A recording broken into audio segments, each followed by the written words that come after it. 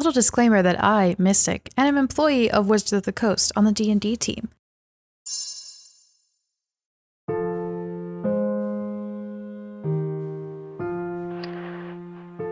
Last time on UTOPIA podcast, Zibba fell asleep in the cottage, knowing that Godfrey was out searching for her long-lost satyr friend after a marathon day saving the princess, clearing the corruption from the castle, and saving her friends. This is what Zibba gets up to during a 6-week time break between season 1 and season 2, or at least a few minutes of what she gets up to.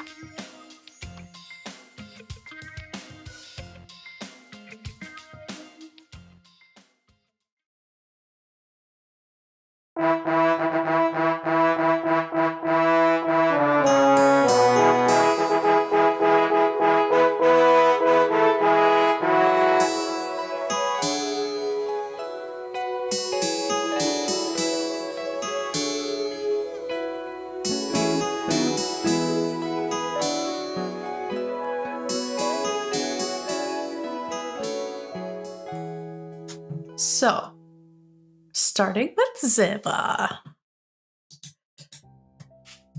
It is the 39th of Fievel. It is a cloudy day. It's probably about 60, 65 degrees. It's the time of the year where the spring rainy coolness really starts to kind of filter away and the heat of summer starts to move its way in. And tell me why this would be the first time, kind of 2 days after the castle, leaving the castle, that Zibba is heading from the cottage that you all call home into town.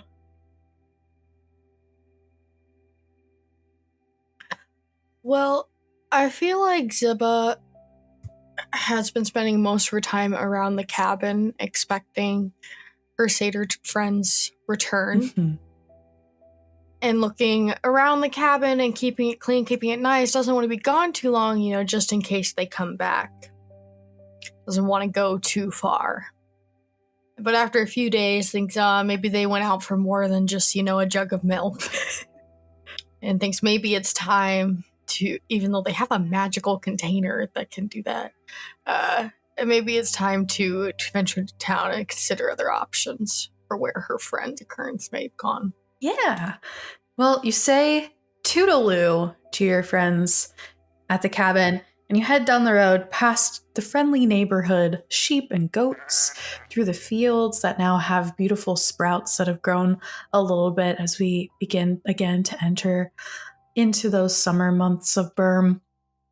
And as you head through the main archway, the main gate of the walls that surround Florencia, and enter into the city, Zibba, give me a perception check.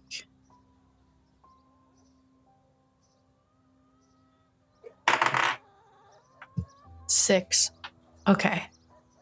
You do not notice this, but people all around Zibba are stopping momentarily what they're doing and looking in her direction. And if they're with other people, they're kind of murmuring to each other as she walks through the street. What's Zibba? Zibba's just all about the satyr woman. That's why she's not really looking around. Well, I assume I got some poorly made drawings of hers with me, to ask people if they've seen her before. And I'm very occupied with looking up at the signs of all the different shops to be like, is that a good place to go to? No, I don't think they like me after I did that. Yeah, maybe I should go talk. And it's just very, very, her eyes are up here, They're not eye level with other people at the moment. Yeah, absolutely. You continue on and you get a little closer to the center of town where the temple and the Pimbleton Brothers general store is.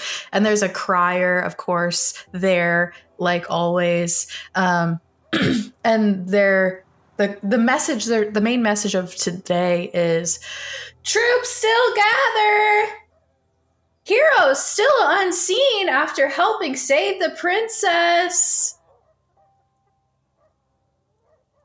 And you definitely do hear that. And you hearken back to something that the king had said while y'all were in the castle about how he would make sure you all were headline news for saving his daughter. Walk a little bit further around the square, and there's a mom with 2 children. One of them is dressed in like a blue flowy dress, the other in like pants and a little vest with a t-shirt top. And the one in the vest and the t-shirt top, it's like shorter haircut, holds a stick and keeps trying to hit the one with longer hair in a dress. It says, "I am Zibba! I am a hero! I'm gonna get you!" And keeps trying to hit them with the stick that they are seemingly pretending to be a sword. And I would say at the sound of your name, you kind of look and see this finally snapped out of your papers for the Seder.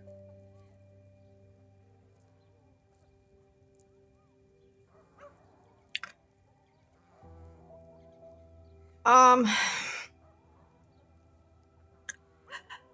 feel like there's a moment of like disbelief where kind of Zibba has this thoughts where it's like, man, is that kid's name also Zibba? That's kind of weird. It's not a really common name. And it's like trying to justify this scenario happening around her in any other way, you know? Like, oh, are they talking about somebody else? Like, oh, I wonder who did that. That's not like they're great people. Like, he's like, they're holding, like, just focusing on any other than the fact. And it takes a long moment of kind of staring at these 2 children playing, you know, running around in their dress, swinging around their play swords. And I think it almost takes Zibba back a moment, you know, and almost through the eyes of that child itself, like looks down and sees her own tiny hands, her own childish hands gripping this wooden stick as she chases after one of her many siblings, you know, screaming with that same joy. And looking up, you know, into the eyes of her grandmother, smiling on fondly at her before it comes back, and Zibba finds herself smiling very fondly at this child in the same way. Yeah. As you smile at them, they kind of spin around with their stick and see you standing there, and they drop the stick and they go, "You're Zibba!" And they like run towards you. Hi! Why, hello there. That was quite the moves I saw. Are you Zibba? Oh, that's what my parents call me. Did you say the princess? Well, I mean, what do you think? I think that you did. I think she, like, grabs a child and kind of, like, throws him up in the air a little bit like she has many a times with other children back in Winston, and continues to be very fond, you know, of kids. And kind of throws him in the air and goes, well, of course someone this strong would definitely be able to. And it, like, just swings them around. The kid is just silent, mouth open, just, like, eyes wide, glowing with just, like, awe. And when you finally, like, put them down, they're just like, I'm gonna be just like you when I grow up. Zibba kind of gets down at the kid's level and goes, you better work hard. You need all your vegetables, and if you don't want to, trust me, it'll be good for you. But you could definitely do it someday. You just never have to give up. Okay. What's your favorite vegetable?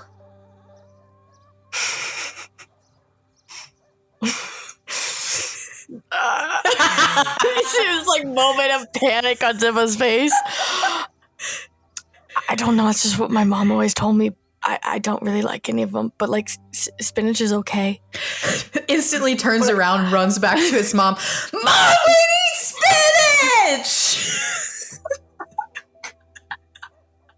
At this point, everyone in like the square has turned to watch this interaction. And as the kid runs away and they see that Zibba is left alone, there's like a small round of applause that kind of comes about.